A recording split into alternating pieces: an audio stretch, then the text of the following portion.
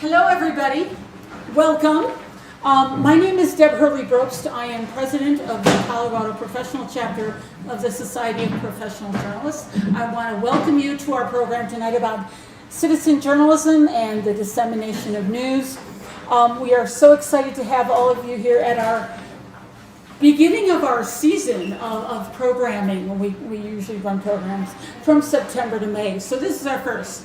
I want to thank the Denver Press Club for co-sponsoring this event with us and providing us with this venue. We really appreciate that.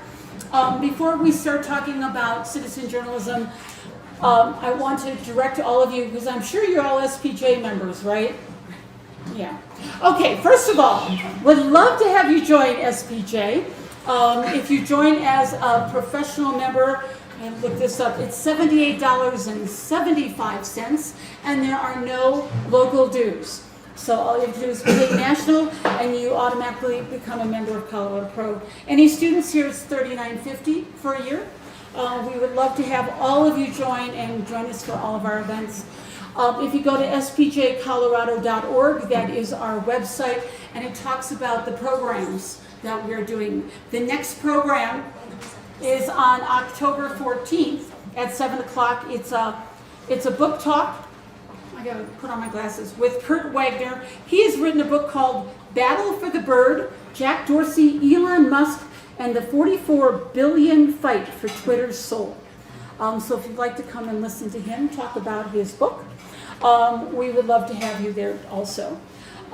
Tonight, again, we are talking about citizen journalism and the dissemination of news and its impact on the information we all get.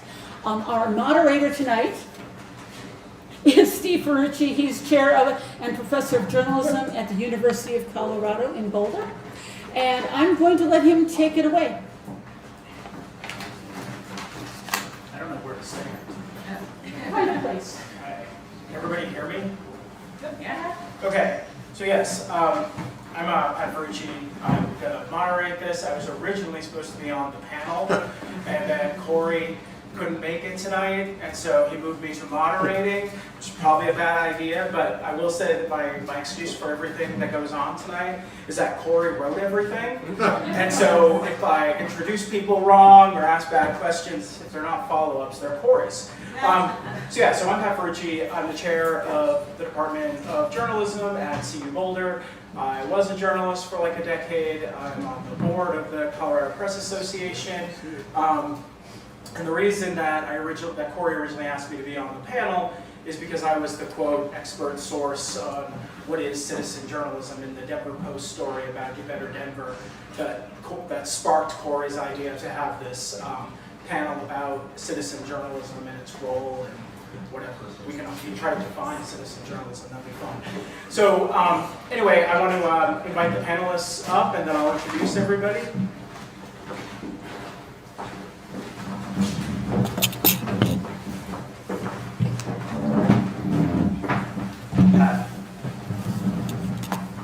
Pat, grabbing the mic. Oh, sorry, I didn't mean to. Yeah, you guys can leave those on the table, because I'll take you guys. How do I use this? Does that work? Yep. Okay, good. All right. So yeah, we're gonna mostly talk about citizen journalism because of how it's been in the news. This is weird to see everyone's back of their head. Is this good? Yeah. Okay. So let me just introduce the panelists. So I'm going to start with Vince, way over there. Wait, hold on. Here we go. Yeah, executive editor of the Gazette of Colorado Springs, Denver Gazette, and Colorado Politics. He's here because he penned a recent column defending Do Better Denver and argued that citizen journalism is here to stay, and opined that the account was not a bad thing in a town and a state led almost exclusively by liberals. Jacob Richards of the Revolutionist newspaper in Grand Junction, he gave me a copy of, you can see here, which is mostly all citizen journalism based, right? All volunteer. And we call it a revolutionary paper. Is that correct? It's a reboot of a 1900s socialist paper. Socialist that was paper. in town. So it was originally published in Grand Junction, 1901 to 1904, and then we rebooted it in 2024. All right. So bringing it back from the Sounds good. Okay. Vanessa Otero is the founder of Ad Fontes Media and the Media Bias Chart, who's talked about the idea of a certification program for independent content creators who might not have ever undertaken any journalistic training. And finally, in the sort of middle there, Chaim Goldman is the host of the Peak News radio show in Colorado Springs that recruits and trains what he calls volunteer citizen journalists, and recently partnered with a Springs school district on a class about citizen journalism and ethics. So I think the point here is that everybody's coming at this from a different angle with maybe different ideas. And again, maybe we can all come to an idea of what actually citizen journalism is. So Vince, let's start with you. I mentioned that recent column you wrote, but you published a column by a guest writer who allegedly interviewed the person behind the account while protecting that person's anonymity, a decision at odds with the Denver Post news judgment. Can you briefly maybe describe for those who might not be familiar with this saga around citizen journalism what happened and your take on it? What happened in the Do Better Denver case? Yeah, and all the fallout. So Do Better Denver is this citizen journalism site. They even use that language that they're citizen journalism, although it's really a collaborative of people who contribute to the site. It's not just one person at all. And they've been in the last, year and a half, 2 years, doing a lot of sort of guerrilla journalism about the state of Denver. They do videos about homeless people on the streets, people doing drugs while they're doing drugs, crimes taking place, things like that. Really sort of cinema verite kind of thing, kind of journalism, kind of videos, mostly videos. And they've gotten a lot of people's attention, they've gotten a lot of followers, they've got the city's attention as Mike Johnson works to get homeless people off the street and sort of address crime issues in the city. I know there's been a lot of sort of tension between the government, city government, and Do Better Denver. And then the Denver Post did this sort of incredible article a few months ago, just telling us who some of these people were, because anonymity was one of their one of the things they insisted on for their contributors. The Denver Post did a lot of research in a very long article, sort of telling us the names of, I think, 3 of the contributors, and really exposing them. And that caused a new conversation about whether or not they were doxing them, whether or not they were trying to,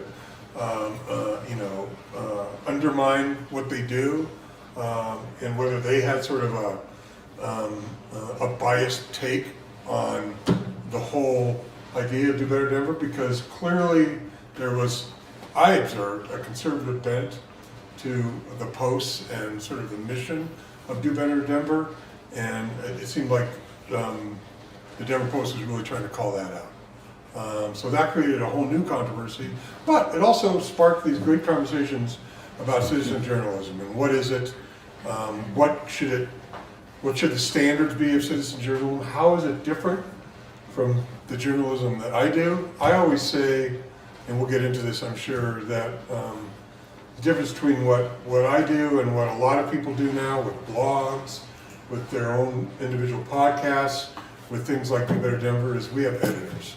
There's a level of review in every piece we do where we try to get both sides of an issue, get more voices, and really try not to let the individual reporters' sort of biases steer the story as much as we can.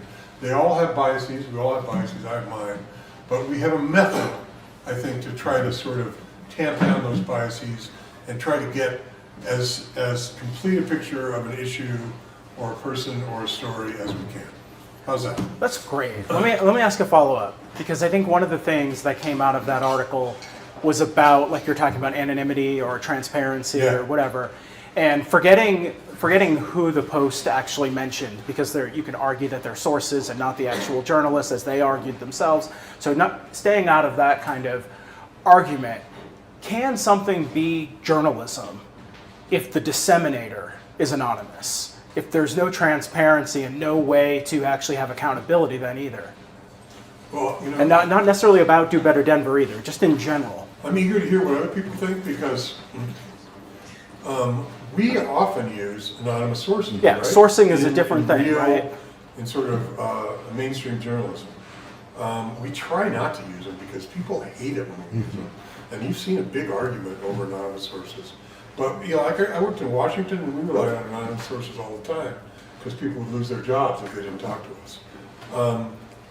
But we had other sources in there. We had other information in there. We kind of offered up, some anonymous sources, other sources, experts, and I think that sort of range of sources helps. So I would argue, and I'm going to actually quote Mr. Jeff Roberts from the Colorado Freedom of Information Coalition, who I called because I didn't want to really give my view on this, and I wasn't sure what my view was when I wrote my column. And Jeff felt like that's not a great thing, that these people have anonymity, because then we don't know who we are. We don't know what their biases are. We don't know what their methods of verification are, and we don't know what kind of fact-checking they do. We don't know anything about them. And the more we know about the people who are actually doing the journalism, the better. We started a thing while I've been editor, and this is prompted by Jeff as well, that shows our kind of values, our values, our journalistic values, and we run it every day on our front page because we kind of want to know, we want to let people know what criteria we're using to report the news. So I agree with Jeff on that. I think the anonymity hurts the cause a little bit, and they would argue, I think, that they wouldn't get a lot of the information they get without that anonymity. And I wonder about that. We do the same thing when we absolutely have to with anonymous sources. So I'd love to hear what other people think about Well, I think that's the tension, and we'll get back to that, is this idea of there's sources, but then we would never let journalists run the stories without a byline, right? And so, what are they doing is the question. But we're talking about ethics, right? So I'm going to pivot to you, Vanessa, because you and your company are behind the media bias chart, and over the years you've grown to add more non-traditional forms of media to it. You've recently been talking about the idea of a certification training for independent journalists who might not have gone to journalism school. Why is that important, and what do you think would be accomplished by something like that? Well, I think it's because there are so many different places that people get their information, and there's no barrier to entry for it, and you can't control where people get their information. People are going to get it where they want to get it. And it's just, so what we aim to do is to provide information about the information. So if you're not familiar, we create the media bias chart. It's an infographic that rates news sources from top to bottom and from left to right for bias. And the public just calls it the media bias chart and sort of fixates on the bias part, the left-right. But really the y-axis is the most important, the reliability. And so we rate news and what we call news-like content, because people get their information from about things that are very important to their lives and the decisions they make on who to vote for, what medication to take or not take, vaccines, everything. They make these very civic and personal decisions based on, it can be blogs, it can be podcasts, it can be traditional news sources, cable, Substack. I mean, it could be anything. So we rate anything that's in this realm of news and news-like, and that just fundamentally has us wrestle with the question of what is news and what is journalism and what are content creators. So throw out the I always talk with my hands and use visuals. So I'm going to give you a different visual right now. So it's a little Venn diagram of how we think about journalism, content creators, and influencers. So everyone is a content creator that puts out words, verbally or written. Everyone's a content creator. Here's a little Venn diagram. So here, this is journalists. And journalists are folks who practice journalism. And then over here is influencers. And influencers are anyone who has a social media following or a big following on some platform, could be Substack or what have you.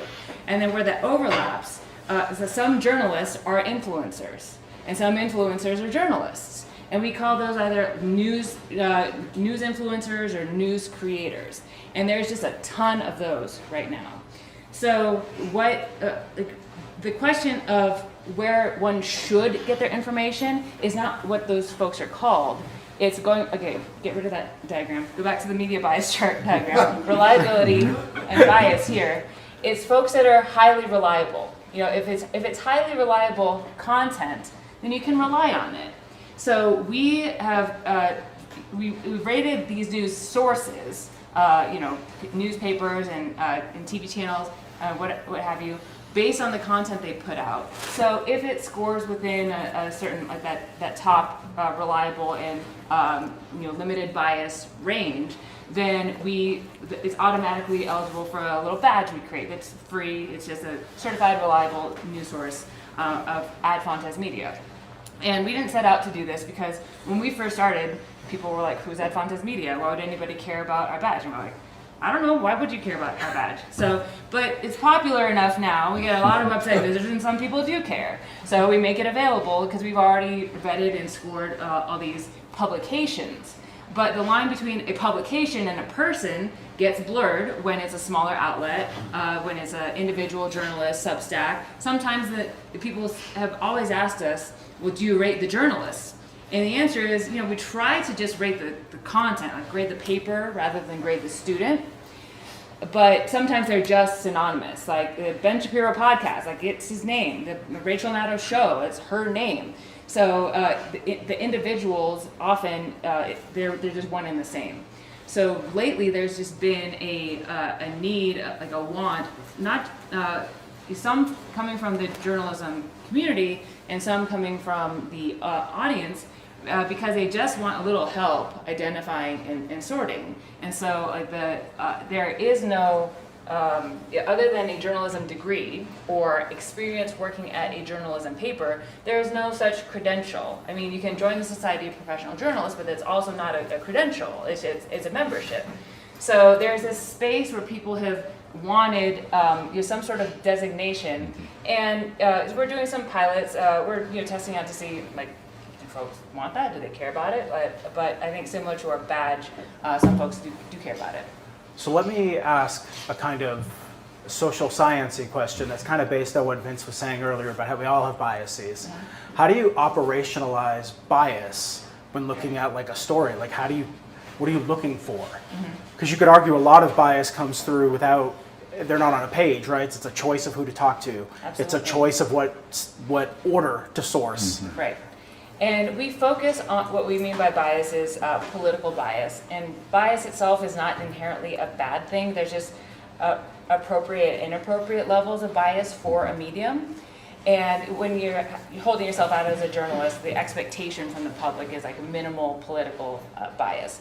So, left and right is pretty important in our country and society. There are other types of bias, but it is a big one. So when we're looking at how left, we're essentially on a gradient trying to figure out how left or right or middle something is. And we break it down into several sub-factors. One of them is it's language, comparison, and the political position. So language refers to the words that are used to characterize political issues or opponents. So adjectives used to describe a politician, or it can be like senile or decrepit or crafty or cunning, those words, those kind of adjectives. But there's also the terminology around the terms, like around immigration. You can think of all the different types of terms that are used for immigration. But then there's political position, because there can be advocacy for a political position within an article, or it can just be about that topic. And then there's comparison, which is things like topic selection or omission, which you can gather by reading laterally about the same topic.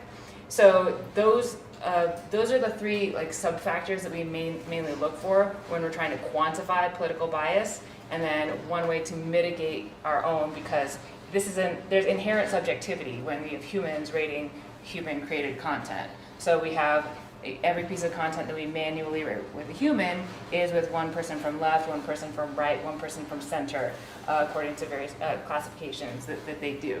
So those humans, looking at those things in a granular fashion, it's the best way we figured to do this on a repeatable basis. Cool. And so that would make sense within, especially with, like you're talking about, like whatever we might define as journalism. So let me move to Chaim, because you call yourself a citizen journalist, right? And one of the things Corey told me, which I found to be the most amazing thing ever, is that you have somehow started to teach journalism in public schools, which is amazing. Yeah. And citizen journalism, you're training new younger citizen journalists. And so I guess I'm rewording Corey's question a little bit here, but how do you teach that? Are you teaching in your perception the way that any journalism course would be taught, or are you teaching us different because it's citizen journalism? How would you That's a call lot of questions. It is. It But is. I battled. That's my way. Let me be very glad I was drinking coffee. And I'm jealous. So I actually don't consider myself a citizen journalist in a way, because I'm more of an executive producer. I like to help other people tell their stories and get their stories out. So I help people do that. So I'm more of an interviewer and as a host of a radio program. But I've always loved helping other people tell their stories, because most people don't know how to do it. Now, I have a degree in broadcasting and film. I've been doing this for 35 years. I've been in marketing and production and public speaking and all these different forms. But to me, helping other people get the stories out is the best way to do it. From a journalistic standpoint, and I agree with Vince that you need a team of people. I don't think a person can really do journalism, because none of us can see our blind spots. And we don't know when we're showing bias, and we don't know this. So there needs to be some kind of structure. I just feel more that you don't need, a 4-year degree and all the debt and everything to hit the streets. In fact, a lot of the people who get those degrees riff and read off of AP and don't ever hit the streets. It's getting out there, shoe leather, getting with the public. I especially think on a hyper-local level, that we know our community. We can tell these stories. So you say, okay, but we have influencers and we have advocates and we have people doing that. What crosses it into journalism? Well, I think primarily it's ethics. And so the journalistic ethics of the Society of Professional Journalists, I have actually here, that the adult citizen journalists that we train for the Peak News, our news organization, the very basis of the program, and I am teaching we were calling it broadcast journalism, it's now broadcast podcast journalism. It's based on ethics, because the reason nobody trusts any of us anymore, our profession is completely lost from all sides, is because we didn't follow these rules here. And so I think that more than anything else, we need to bring ethics back. And what's amazing is, bringing ethics, you can bring this, and this code from SPJ is wonderful because it's not religious. Most ethics, people think you're going to have some religious bent to it. So using this is amazing. If journalists would follow this, and if there would be managing editors and everybody actually holding people to this, I think that we can really have journalism. What I also believe is the hyper-local is so important, that we have people in the community that know the community, that care about the community, because we've created an elite class of paid professional liars that might be sitting off in New York somewhere. They don't care whether the data that I have to use to run my family, my business, my children, they don't care if it messes with us. But I would hope that most people that live in a city would want the city to function well. I mean, you can be on all sides of the equation. I live in the Springs. There are people from all over the political spectrum there, but I got to figure most of us love the Springs, or we wouldn't be there. So there's some kind of commonality. So when I approach this and I've had this on my heart for a long time to do, and then did a radio show, and then I interviewed the superintendent of the D11 school system, Michael Gall, told him we were doing a citizen journalist and internship program, and he said, why don't you develop this and teach it as a career training program in the schools? So that's what we're doing. We're actually developing it out now within the schools, setting up a studio there.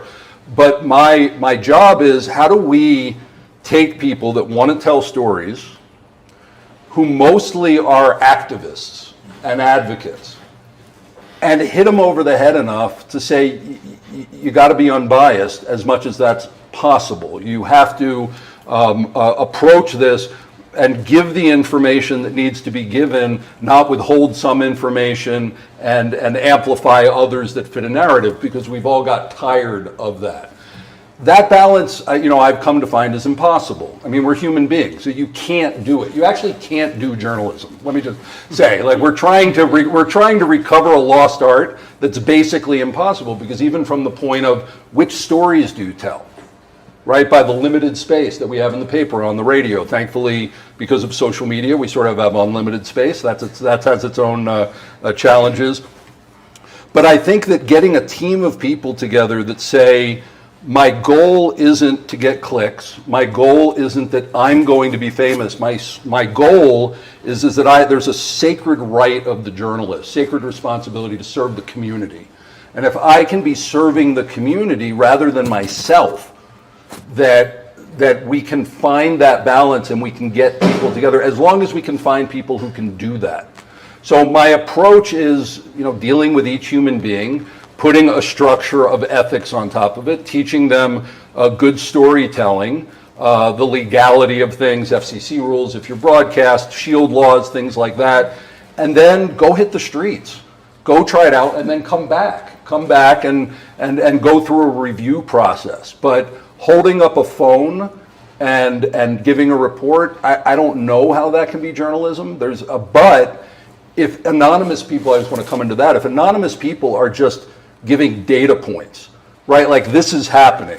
I've come to realize, and hopefully we can get into this, like, what is a journalist, and do consumers even know what to ask for? And we're so twisted that it's not, we don't want people to tell us what the truth is. I mean, we do, people, but what is the truth? Really, it's facts in context. And what's the context? And how do you balance the context? And so even with the students, we started even talking about what are ethics? Like going deep down, questions we don't even ask, defining these terms. It seems like established media, no offense, is burning down in a way. Something new has to come. It's untenable for us to just go, we're just not going to trust the sources of information anymore. Yeah, how long is that going to last? I mean, we've needed for that, sit around a campfire, share information. We need it. But this system must be really flawed at its foundation, because it's burning down, it's completely violated every rule. We need to go deeper, build a good foundation, and then let those individual voices shine with a structure. And that's what we're trying to find in balance. But I think that we're trying to do the impossible, which is how do you bring information in a balanced way that other people can decide it's true, other people can decide what it means. And I just recently, I think this would make a good meme, I read it in a comment section that said that the media used to tell us what was happening and we would decide how to feel. And now the media decides to tells us how to feel, and we need to figure out what's happening. And that isn't journalism, that's something else. We're in a press club, so let me defend the press for a second. So there's a lot in there, right? And everything you said about how you're teaching students and everything, that's, like, it sounds perfect. It's great. But I want to get back to, like, the comments about contemporary journalism. Yeah. Couldn't you argue very easily that, because I mean, I got my graduate degree at Missouri, where they have the first code of ethics written about 100 years ago, right, by Walter Williams. Codes of ethics have been around forever, right? People have been following them, whatever. Do we really, when we're talking about mainstream, think like newspaper, local broadcast news, do we really think these are worse than they were 50 years ago? Less bias? I mean, all work will show that 50 years ago research was so just reinforcing hegemonic power, right? Now at least we have more voices. Couldn't you argue, and I mean the data shows this, that credibility, trust in journalism starts going down when regular people start having ways to disseminate information, and people can just go find the information that reinforces their worldviews and then say journalism sucks, they're not credible? Like, is there really worse journalism now? There's definitely less of it. Okay. But is there worse? So when you have national news anchors in front of a camera crying on election night because their candidate lost, we've lost the whole perspective of journalism. Okay, that's a problem, and we have that at the national level all the way down. So I would rather have my neighbor, and maybe a group of neighbors, covering a story because it was like, hey, dude, I was at that school board meeting, that's not what happened. I can actually hold my neighbors accountable. I was there, I saw that accident, I did that thing. On the national level, it's almost impossible to do it. Yellow journalism from 150 years ago. I mean, people have been when the business department is too close to the editorial department, that's where everything fails, and that's where the firewall really needs to be. And you get told you can't tell that story, and I think everybody that's worked in that is report on that. There's only so much truth. When Tucker Carlson got fired by Fox, even though he was bringing in all the money, I mean, he put out a statement saying, we all know in professional media, you can only get so close to the truth before they tell you to stop. And once you have institutions that have to make money, and then maybe those, when you have pharmaceutical companies paying half the bills of a TV station, are you going to see a news report that's against pharmaceuticals? So we have some real big problems when it becomes too big, because then it becomes a corporation that needs to serve itself. And I've worked for radio stations, and the business department has puts a lot of pressure down, and even in people that I've heard people say we can't report on the city because we have contracts. Our department gets too much money from the mayor, so how are we supposed to do a story on the mayor? So making it, act independently, which is one of the main things in the code of ethics, I think that's where we're going to build back the trust, not that a big organization or a small organization can do it. Are people going to follow the rules consistently and fulfill the promise? I don't know why I keep just talking to you. Yeah. Fulfill the promise. I'm used to doing radio. I can just look at the mic. Any business, any organization needs to make a promise to its clientele. You need to say, this is who we are. If you're conservative, you're conservative. If you're liberal, you're liberal. If you have make the best pancakes, make the best pancakes. You get to decide what the promise is. It's when you make a promise and then break it consistently every day that you break the trust. So we can have newspapers that are all different flavors. But what's their promise to their clientele or influencers? What's their promise? Are they fulfilling it? But again, I think journalism comes back to a team of people keeping each other in balance. And without that, I don't think we can do journalism. That's a local and accountable. Well, the local I found, the hyper-local, as I like to call it, solves a lot of problems. Like, have you ever heard of the lesser magistrate or whatever? We're close to it. We can see it. We can understand it. And I can say to my neighbor, I can talk to them. So I think that solves a lot of it, but it's accountability is what's missing. But the financial incentives, though, the bad incentives also do exist when it's small. It's not just when something's big. Yeah, because you're broke all the time. And exactly. I mean, content creators on social media, especially on YouTube, have a huge incentive to just give the audience whatever it wants. Right, to monetize. Because you monetize, It doesn't take much to get you 50,000, 100,000 followers. So it's not just looking at the incentives of an organization is not a very good proxy for how reliable it is. It's because everyone has incentives. Even the most nonprofit is market oriented. It has to get viewers. Yes. It has to get people to funding somehow, which means we're lost and what to trust. So people look at 4 things because you have to decide whether you trust something or not, even in a snap judgment. Reputation is one, evidence is another, likelihood is another, and incentives is another. The acronym RELI. What's likelihood mean? Likelihood of whether it's true or not. Likelihood of something being true. So because all these are the things you use to determine if you think the thing that you're looking at is true. And a lot of people, the shortest shortcut is reputation and incentives. Like reputation, do I trust them? But people trust things that are not true all the time. People trust terrible stuff. And the second thing they lean on is incentives. Like, are they making money? Are they being paid off by Big Pharma or by YouTube or whatever? But the thing that you have to rely on more, that's the hardest work, is evidence. Are they providing evidence? And is this likely to be true? But those just take a lot more work. So people over-index on these other things. But the issue is that when for people to even go through those stages of thinking about what they're reading, they have to care about the thing. And most times people are reading information and not really caring, so they're not going through any elaboratory processes. No. They're just believing what they read and not interrogating it all. Let me ask Jacob a question. Yes, I don't So- think I've ever remained silent Yes. this long. I know. So how do you define citizen journalism? And obviously you have a bunch of volunteer journalists. So do you train them? Is there any kind of processes or normative ethics that we talk about, or what? Yeah, How do you I'll do it? get into it. I mean, I think at some level, like, citizen journalism is a phrase that's so vague that it almost becomes meaningless. Like, you write a think it is review, you meaningless. write a review on Yelp, are you a journalist? But I do think it comes in with some editorial work. We have an editorial collective.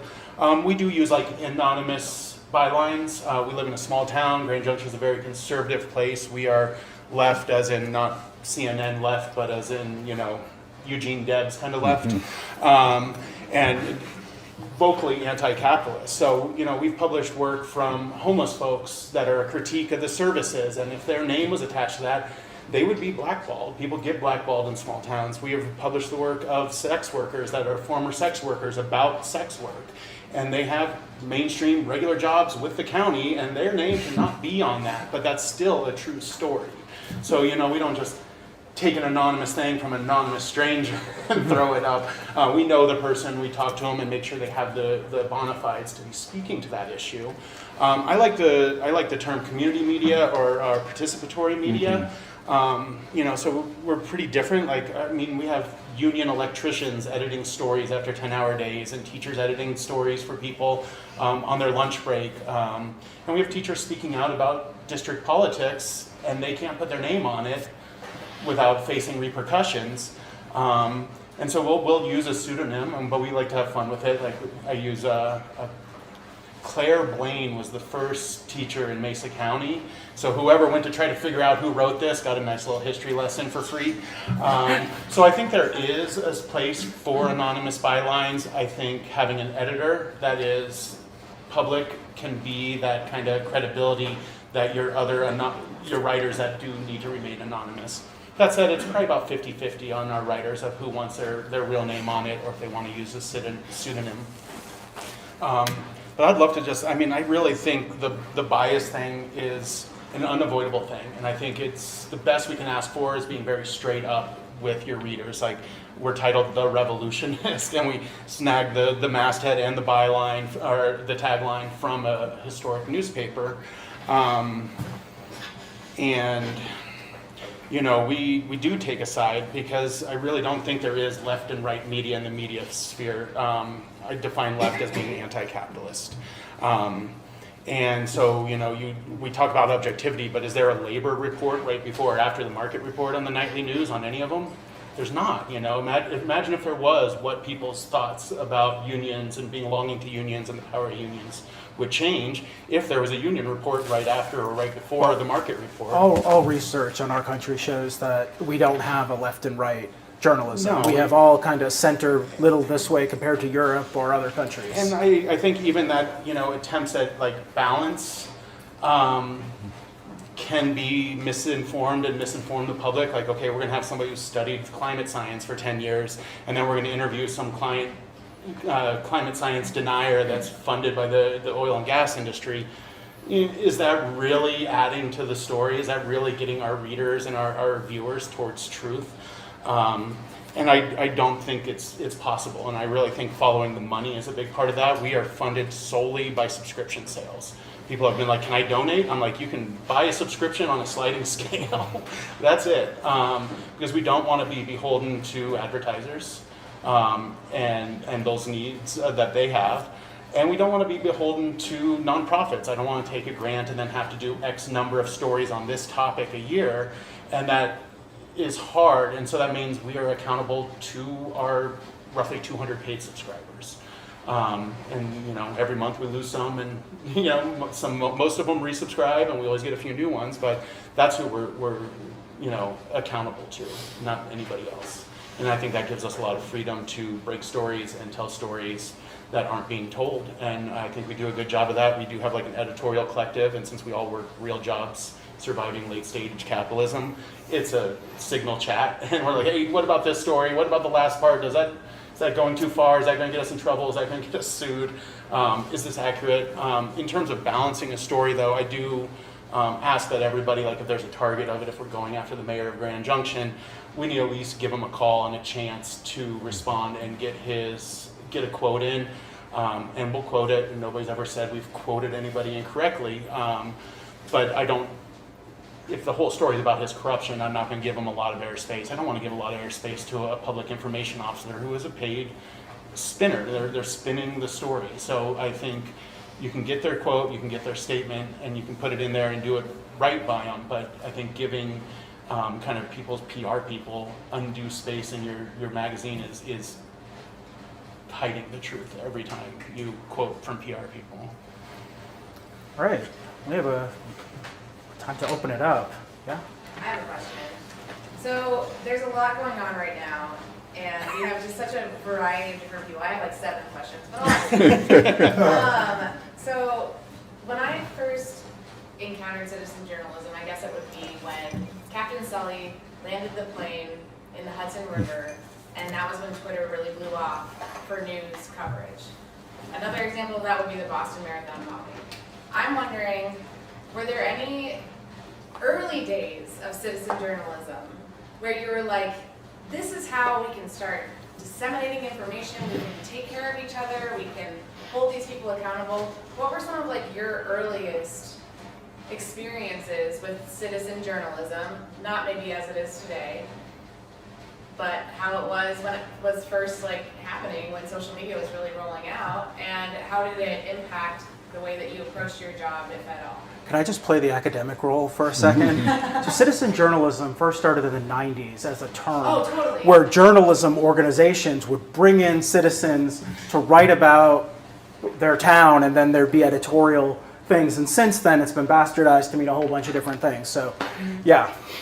I mean, when you talk about those, like that citizen journalism on social media, correct me if I'm wrong, but are you just referring to like the primary accounts, like the video accounts of people like on the plane and like at the Boston Marathon, like showing like this is what happened here? Well, and how citizens can actually contribute to the news and how you're sourcing that and how that changed the landscape of it.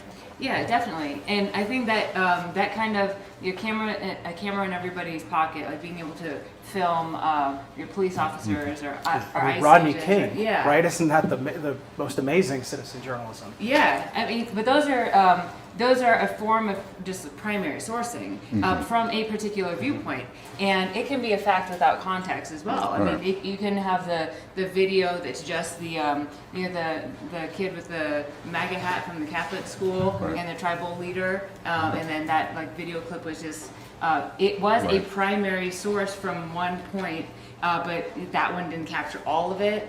So people will refer to these things as citizen journalism, and you can't force people to share a definition. Like we can all say, let's all agree on a definition of citizen journalism today and spread it out in the world, and you just can't force people to do it. But for us to define, this is just a primary source, one version of primary sourcing. In our world, like everything is just about reliability. Like, is it journalism? People call it journalism, whatever it is, but is it reliable? And our definition of like how reliable something is really specific about, can you rely on it? How much can you rely on something to be truthfully, factfully informed about things that are important to you and others on information that would be difficult for you to obtain otherwise? Like all of those, so that encompasses a lot of things. Truthfully is like the veracity of something. Factfully is it literally full of facts? And the problem with a primary source is it's not that full of facts. It's just like one set of facts. And something can be full of facts, like a story can be full of facts, but it can, or it can have a couple of facts and then a lot of analysis and a lot of opinion. So things that are important that has to do with timeliness and substance, things that are difficult for individuals to find on their own, that has to do with the kind of effort that goes into reporting. So the more of that you have, that the more reliable it is. And I think the more you can call it journalism. So I guess, sorry, just to clarify Yeah. my question, I'll take the point of privilege, is I'm talking about, like, as journalists sourcing those personal experiences. Because like that was, the Yeah. early days of social media was Yeah. really like where journalists could really like pull those first person accounts and hopefully verify them. So yeah, that's Yeah. kind of where I was getting. Yeah, how does it affect you guys? Well, you mentioned the Boston Marathon. And I think that was a pretty interesting case because there were people out there, these amateur sleuths, identifying innocent people as suspects. And that spread widely and it caused all sorts of issues. So that's kind of a black eye for citizen journalism right there. And it took some mainstream media, people with a little more credibility and a little more dedication to verifying information, finding evidence to debunk those. And that's where I think there's still a lot of value from these mainstream media outlets like mine, I'll be honest, that do try to, take a little extra time to verify information and find evidence. Because that caused major problems in that Boston Marathon incident. There's other cases of that, like in Hurricane Sandy in 2012. There were reports, if you remember, of sharks swimming in subway stops in New York, and pictures, and freaked everybody out, and those were not true. It took, again, mainstream media outlets to debunk those. And I think maybe that's part of what our job is now, is to sift through a lot of that other stuff that's out there, because it's all mushed together. That's what alarms me. It's all mushed together, and we expect people, readers, to figure out what's verified, what's good, what's true, and what's not. And that's really difficult. I have a student, I'm teaching a class in political journalism right now, I have a student from the Ukraine. And she says most of what the journalists do is debunk the bullshit coming from Russia. Says that's what my job is, debunking, false information and false news. Propaganda. Propaganda. Yeah. That's it. And a lot of people have kind of joined their ranks who just want to do that. So I would argue my last point on this is I do think there's a kind of journalism that still is valuable. It's not all subjective. I expect my doctor to be objective. I expect my auto mechanic to be pretty objective about my car. I think we can expect that from journalism. I don't think we should give up on that just because there's all this other stuff out there. And that is maybe more important than ever. I think you were getting at something that's important, right? So a lot of times people talk about journalism as the end product, but journalism really is a process of verification, Yeah. right? That's the process, not the end product. That's just news. Yeah. Yeah, I think that we do need to talk about these terms Yeah. because we think we know what they mean. When does something become journalism? You can open up the paper and see the weather report. Okay, is that journalism or is it just data? Right? So when does something actually cross into journalism? People pointing a phone at something is a source. It's not journalism. So, and of course, it's a huge gray area because we're humans and everything is a gray area when you're trying to describe humanity and tell stories about, what we do and why we do it and does it have purpose. But I think, we don't give the Pulitzer Prize to someone that just gave a news report that night, right? It's somebody who went in depth. And I like the phrase, I think it's like news is the first draft of history. Right? There's no perspective when something happens. Like we don't know. Context. So the context is the only thing that can be applied, a historical context, which is why a lot of the time now, for the sake of economy, you have these young journalists that haven't been around. They've been in town for 6 months. How are they supposed to give any kind of context to news? So really good journalists that can do breaking news have to be able to talk about stuff that happened 30, 40, 100 years ago. They actually need to be historians because you have to bring in that historical context to the moment. But what we call real journalism is something that is investigated, is checked, is multi-sourced. Just because someone points a camera at something, that isn't journalism. And I think we don't even know as consumers what to ask for anymore, what we need to insist, because we're paying for it, right? If we're buying, well, not your paper, but us capitalists are actually making money and buying stuff. But we're paying for a product, and do we even know what to demand of the people that are providing the product of us, or have we just given over to the fact that there's this, elite a group of journalists that gets to decide what truth is and what you hear and what you don't. This is why I love citizen journalism, because it has so many different voices. But I think that, as we go through this and try to figure this out, is to go back and say, what is journalism? And what we're going to find out is it's not being done in well-funded newspapers, and it's not being done on TikTok. It's just not being done. And how we find our way back to that and decide how important a story is. I mean, if it's a little league baseball game, how much journalism do you need, right? But someone could do a nice journalistic piece on a baseball game, or they could do a lousy one, on 60 Minutes that they were given 2 years to research. So again, I think it comes down to a group of people operating according to ethics, according to a promise, checking things, and everything else is just data points that we're getting from everywhere, and it's muddying up everything. And I think that's what this Do Better Denver thing was. These are people that are just sending in data points, but who's actually doing the journalism?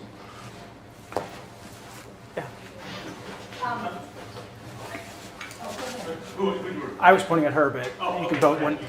I'll try to phrase this because it's probably going to get an eye roll from folks, but is it possible that if we incorporate AI, that would be the most trustworthy to some, because you could feed it information that was coming from all sides, and then a reader might be able to say, well, this is churned it, and this is some sort of medium ground. Yeah. And then a question for Vanessa, would your group be able to offer a stamp of veracity for an AI tool that some citizens were using and to assist the project? Yeah, I mean, we currently do use machine learning and AI to rate articles at scale. It's like trained on our data. But what you're talking about is, I mean, there are efforts to do that. People to just basically synthesize like all the news that's out there. Yeah. Some people even just use ChatGPT for this. They're like, well, these are the stories out there. Like, what's the summarize it all? And then it's basically just stealing all the content and like summarizing it. But people feel like that content synthesized would, if you just got an amalgamation of all the content that's out there that's scrapable and could put it together, that should be the most complete view of it and therefore the least biased. There are efforts out there, and it's possible. Could we rate AI content? Yeah, absolutely, we do. And just because we rate any content that's put out, and any words on the page are checkable. You can rate them according to the various criteria. You can do lateral reading and do fact checking. So yeah, we could rate pieces of AI created content for how reliable and how biased they are, for sure.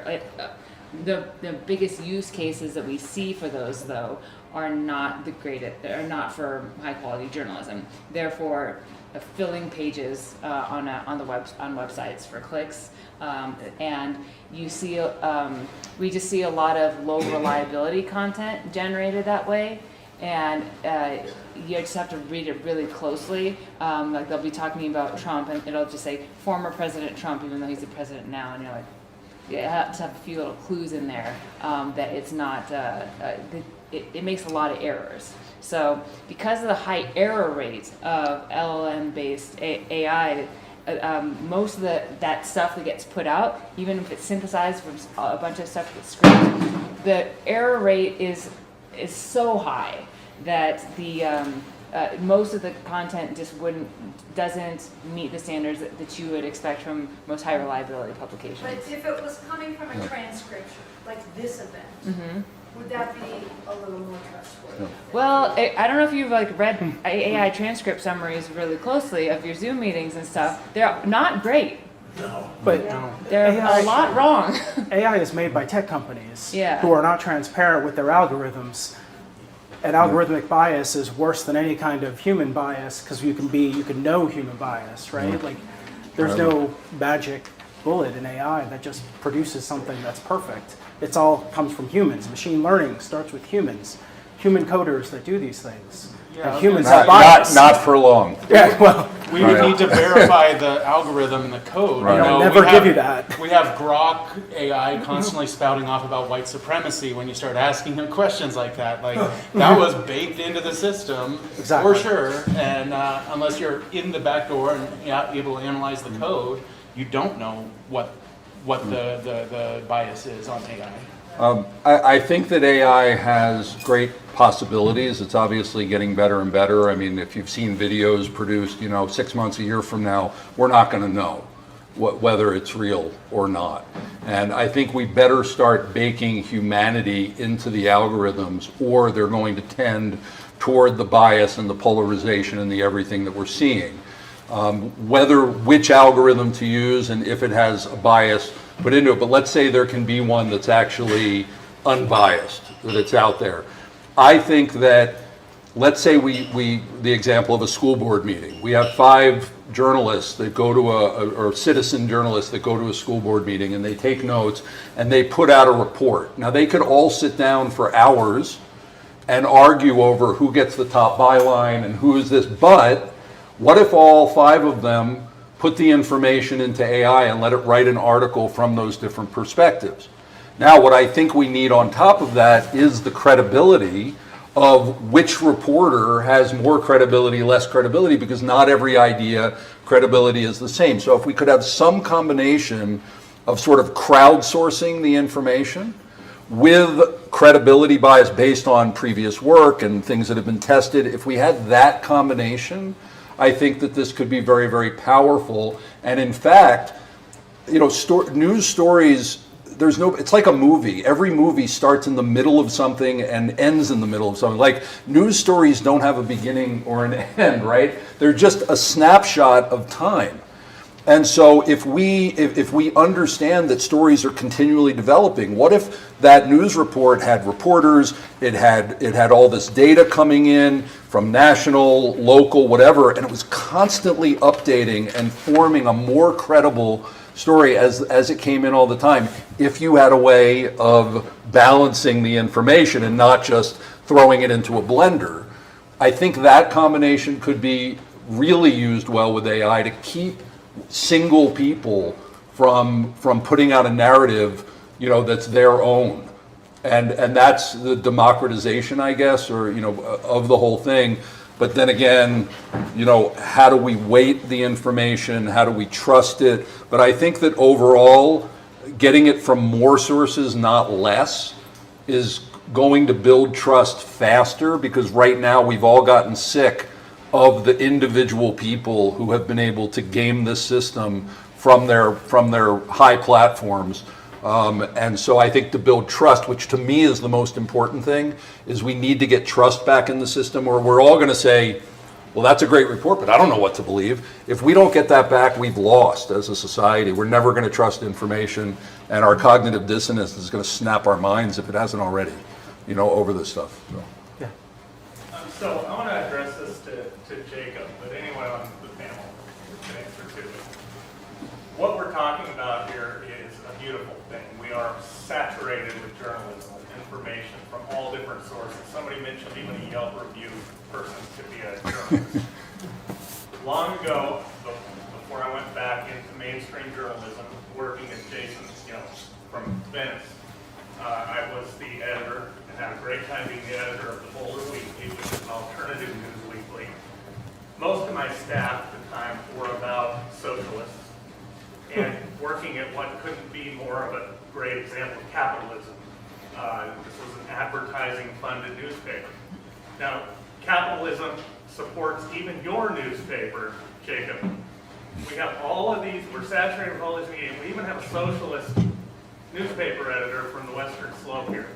And you sell your product into the open market. You said you're funded by people who pay you subscriptions. That seems like the essence of capitalism to me.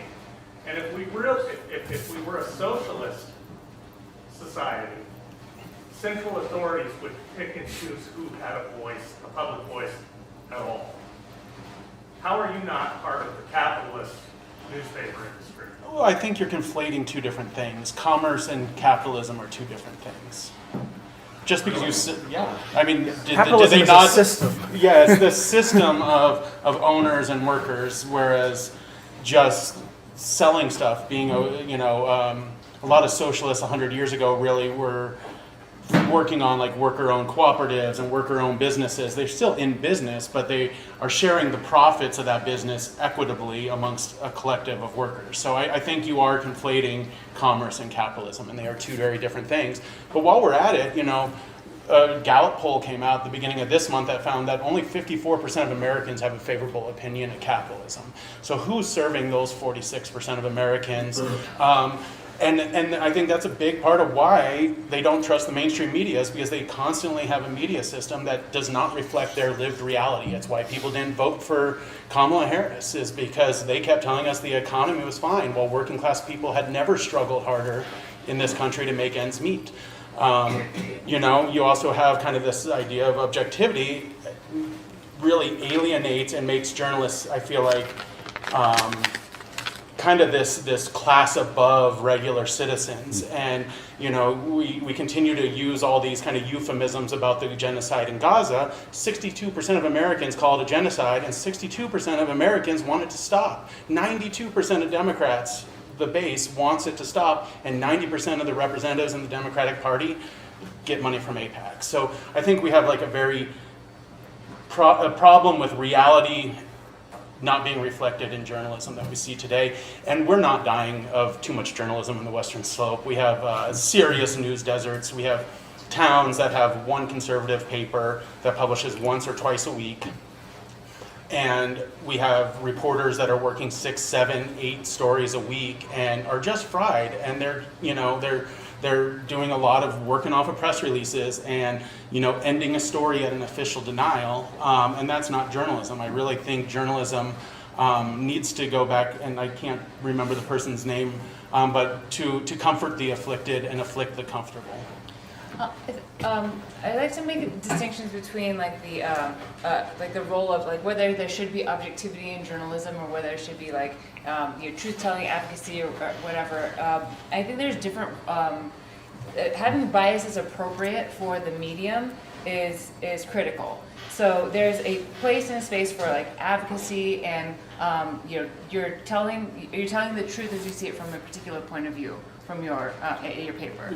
From a group of people in the collective and whoever we're publishing. It's not necessarily my point of view. Right, from the point of view of the people in the group, and it's a stated point of view.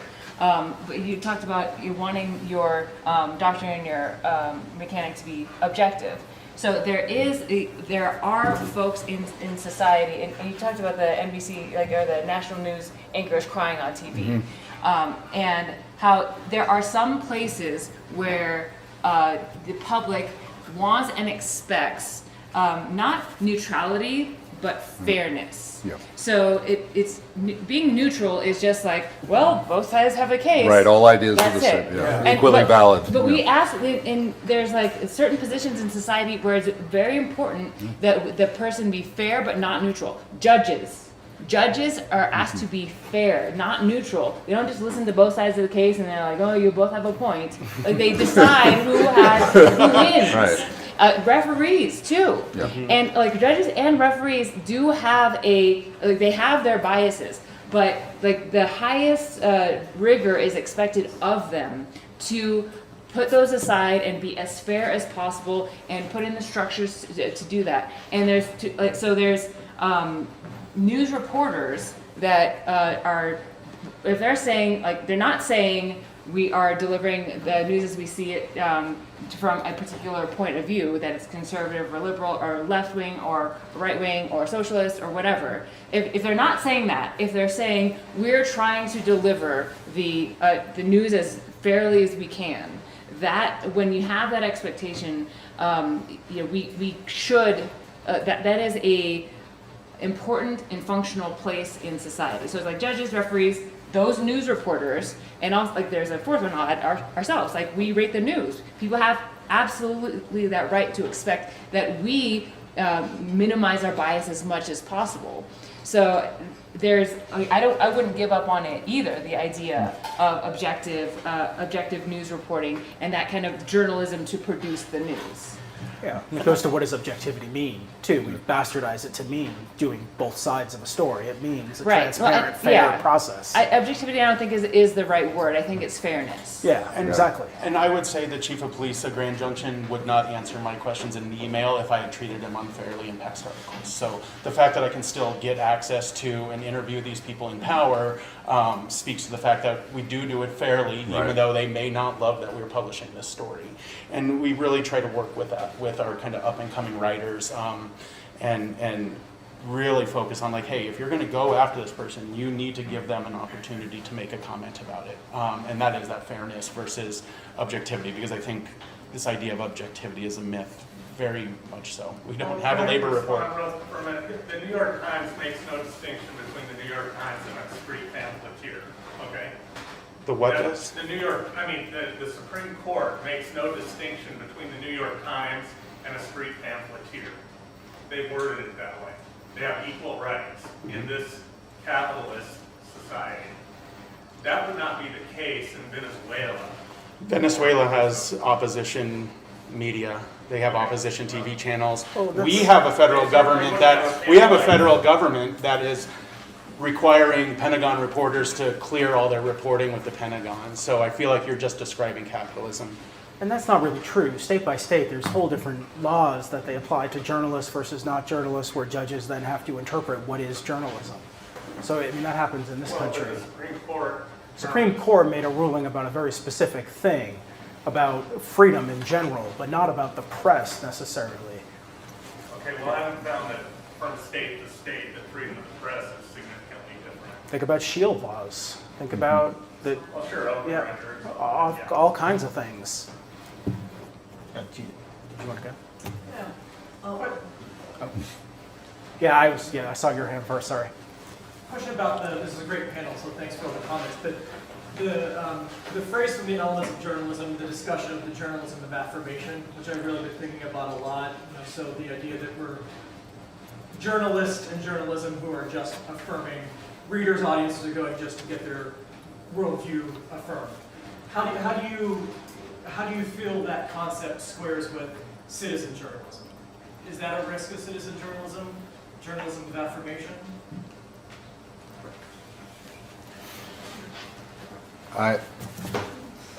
It's always, everything's a risk, right? I mean, every time you put yourself out there, you're risking something here. So we're dealing with humans, and we're trying to get information from each other. I mean, if you've ever thought about it, this was a revelation to me decades ago, that basically everything that you believe to be true, you didn't personally experience.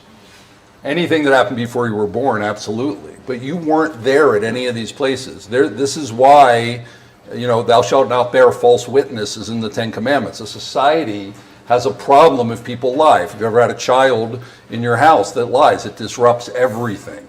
So, right, because you don't know what to believe, you don't know what to trust. And that's what we've gotten to right now, where it's gotten to the point where we say, well, the other side, whatever that is lying, so I need to balance it by not lying, but biasing too, right? I got to balance it. No, I believe that you balance it by going right to whatever the center is and doing that every day, doing the right thing every day and continuing to put it out there.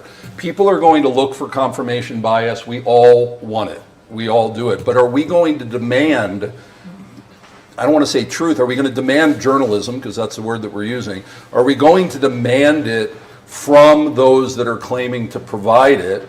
And there's an economy in that. and if people are subscribing or paying or however it's doing, just like we should be demanding any product that we buy, we should be educated consumers, and we should demand it of our paper. I don't understand. Maybe you can explain it to me. You have the Gazette in Colorado Springs that's owned by someone who's a billionaire who's known to be conservative, and yet the paper and the community of Colorado Springs, because I think publications should represent their community. I don't like what the Independent did, where they came in 30 years ago. We're going to change things. I don't think journalism should be there to fundamentally change a society.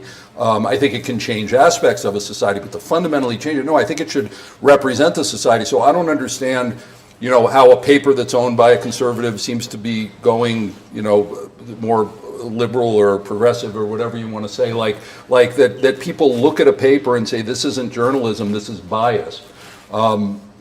That we as consumers, even advertisers, those who would advertise in the paper, those who buy the paper, those who read the paper and consume it, need to be part of the process. We need to demand more, not just be those who are eating it, but those who are in it, which is why we're getting into the whole citizen journalism. So people are going to lie, people are going to want to be lied to, and if we're those people that we just want that, guess what? We're going to get it.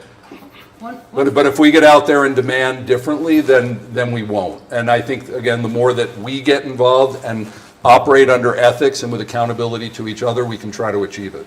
I'd like a chance to answer that one too. I do think there's a role sometimes, especially when you have, like you said, that we're supposed to reflect the community, but so you take a town like Grand Junction, 150,000 people in the metropolitan area, 60% conservative. There's basically 40% of people who are not being served, who are not having their lives and their realities reflected. And I think you can be an outside publication, provide that balance. And I'll give you an example of a story that we're going to be running in this next month. There's been a controversy about a local statue that was put on the streets of Fruta. The statue was of a naked woman dancing. People objected to labia because it's Fruta and it's still like 50 years ago there. But all of the media locally has kind of really focused on quotes from the Art and Culture Board that voted to install it and then voted to remove it, and from the critics that have been excessively loud online. And what we decided as an editorial collective on how to balance that is that we are doing a Q&A with the artist and letting her speak, because basically none of the other media gave her that opportunity. So we are just going to give her all the words, because she got none in the TV coverage and in the newspaper coverage. So I think there is a role to balance out the poor coverage and news coverage we get from conservative outlets. I'd just like to comment. I don't mean that if you have 51% of a society, all the stories go in that direction. I really mean that all of society, the whole community, should be fairly, I think that's the best word, represented. Everybody should. But I don't think that when you have, especially if you're in a community that tends conservative, that the main paper should be trying to sort of pull things and skew it. I think it should be balanced around the society. I think everybody should be represented, and we shouldn't have to have alternative papers. But if we do have an alternative paper, then what I like to say is called transparent bias. This is who we are, so you can expect that everything is going to be filtered through that. Every person you know that you get information from, you basically know that person's bias if you know them personally. If they give you a movie review and you're like, yeah, I don't like any of the movies that you recommend to me, we do that naturally with human beings, but when we get to institutions, we just like, they're giving us the truth or they're lying to us. And there's no nuance of who are they? And can I just say they're that, or that reporter is that, and I can function just like I would with a human being. That person has a bias, and I understand that bias, and so I can take their information, filter it out through my own bias, and decide what I believe. But that's more nuance and more thinking than most people are willing to put in to getting information these days, because overall we've checked out as citizens. And that's why I think all journalism, you asked when did citizen journalism begin? The first time a guy took out a chisel and put something on a rock. I mean, he was a citizen and he wrote something down. We're all citizens, and I think if we forget that we the people are everything, we're the government, we're the media, we're all of it, but if we keep divorcing ourselves from that and saying, this elite group of people is going to give us news, this elite group of people is going to govern us, this elite group of people is going to school our children, we homeschool, then we're abdicating our role as citizens, and we are worthy of what we're getting. I think it's the community re-engaging politically. I mean, when we have an election and 20% of the people vote, I mean, the ballot was sent to your house. We just had in Colorado Springs a single ballot initiative on a land thing. 21% of the people voted. One issue with a ballot in your mailbox, and they couldn't bring themselves to vote. That's the problem. It's that we're not being citizens. It's not that we're not being journalists, we're not being citizens. So I think in the sort of media environment we're in, one of the best things you can do is kind of triangulate and look at various sources, not just rely on one source. And that's, that's what we used to do in big media companies. We had a lot of sources. We would triangulate sources in a story. And now you can do that because of the internet. You can triangulate through sources of news. And I don't think that's a bad thing.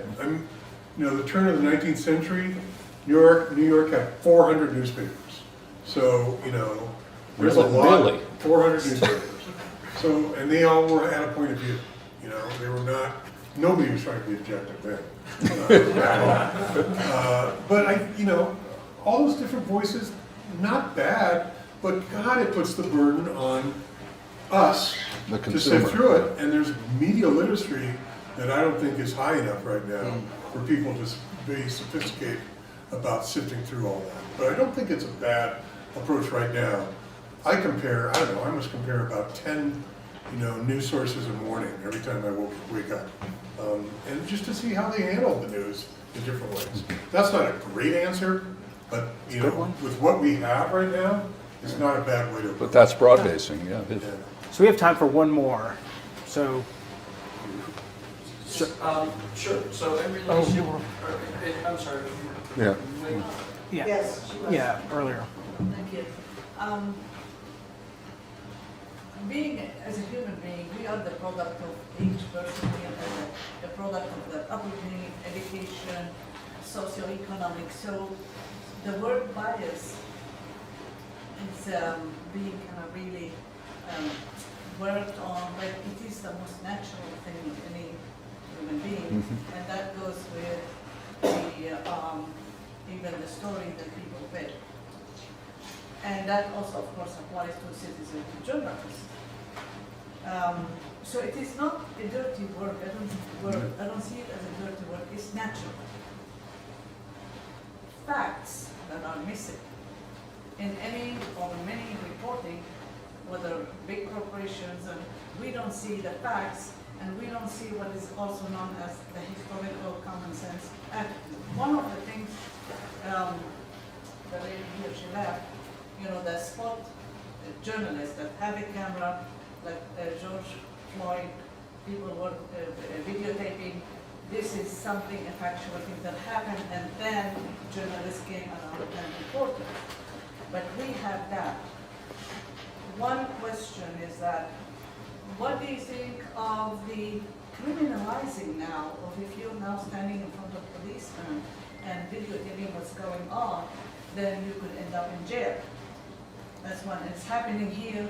It's worse overseas. Actually, you can go 15 years in jail or just disappear if you're just reporting on something very benign, but it seems to against the reputation of the country. That's one aspect. The criminalization of citizen journalists and also regular journalists. The other thing is that the huge attack getting on journalists themselves. For example, we have a situation where, in my opinion, not biased, but I am a secular person, a government that is tearing apart in the name of biblical rights and killing people, obliterating because they are the Amalek people in the Bible. They're supposed to go.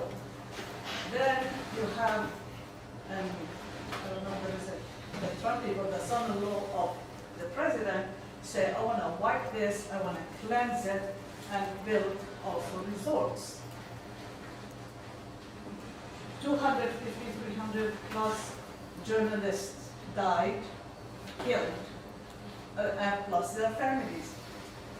I just got back to the country about 2 months ago, and I see no outrage. How are we this religious, extreme religious fanatic? We're going to obliterate this population because of the Amalek, and it's beset by commanders raining bombs on people, and no outrage, nothing. Where are you talking about? I'm talking about Gaza. And there's no outrage? No outrage. Where is it? I don't see, look at the clock. Nobody says stop the starvation. Well, I mean, let me, if No, I I'm may. talking about, forget the politics.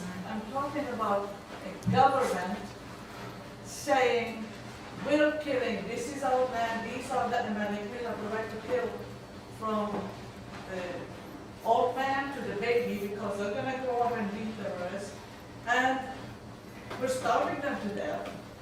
And Okay, this is, by the way, I have a bias. I'm Jewish and I'm also a dual citizen of Israel. They're not being, like, the information that you're putting out is just not true. There's not a genocide, they're not starving them, it's all documentable. So this information going out, I understand, but we can talk about facts, but you've been presenting information as if it's factual, and I just want to push back.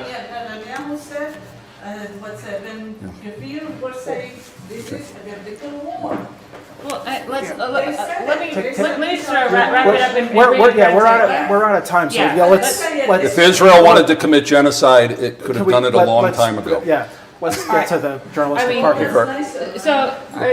population two has things increased. that you brought up about people delivering facts and journalism And journalists being under attack. These are things that affect a lot of folks across a lot of issues across society. Like the importance of the universe of facts that we all agree on is actually vanishingly small, where everyone says, like, oh yes, we all agree, or 99% of us agree that this is a fact that is true. So the benefit of citizen journalism, anybody bringing forth facts, is that, like, the more information we have, the more, like, factual information we can bring to each other, the more we can have a discussion that doesn't devolve into like your beliefs, and that's really hard to do. And so the role of journalists to bring forth as many facts, not just the ones that we agree on, but the ones that there's some dispute about, the more journalists can include that in whatever content they're producing, whether it's like a solo person or whether it's a newspaper, the better off we'll be. So I'll leave it there. Well, UN we're reports, you have rapporteur, you have human rights, you see, that's what I'm talking about, the facts, not watering down and say it's a dispute and then it is not happening and it's a matter The of fact that the Palestinian population has increased multiple times over during a genocide is a fact. Let's finish this know, individually. I want to thank all our panelists. All right, let's stop. Vince, Chaim, Vanessa, Jacob. Anybody can come up and talk about these things with our panelists individually, but really thank you guys for a great panel. Thank you, everybody else. Our tagline for the peak news that we've done is we say the quiet stuff out loud, because that's what we believe we all need to be doing. We all need to be talking about these things. We all need to be doing it. We have lots of buttons, if you like buttons here. And if you know anybody down in the Springs, and especially students who'd like to get involved, we have information about the journalism program we have in the D11 public schools up here. We'll love your help recruiting young people into this so they can learn to be journalists.